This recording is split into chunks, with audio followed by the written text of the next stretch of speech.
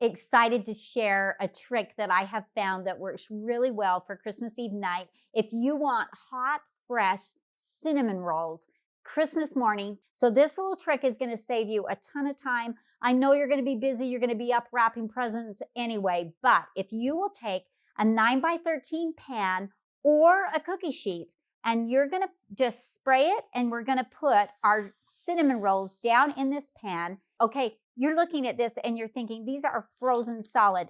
You put those in for like 8 hours, and then you can pull them out the next morning.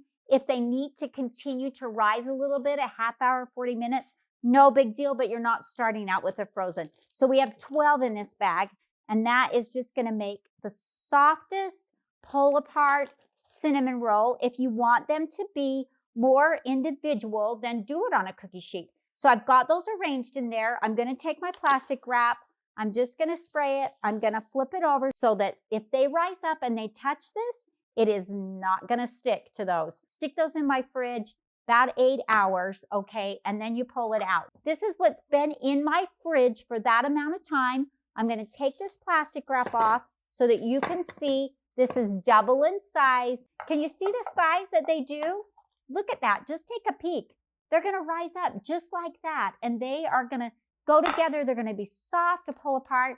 And even better than just that, do you know what we have in this bag? It's magical. We have frosting, okay? 350, 15, 17 minutes. And what do we get? We get these beautiful cinnamon rolls overnight, ready to go. First thing in the morning, they're going to be wonderful. So we hope that you can look for this and all the recipes on rhodesbakeandserve.com. And thanks for baking with Rhodes.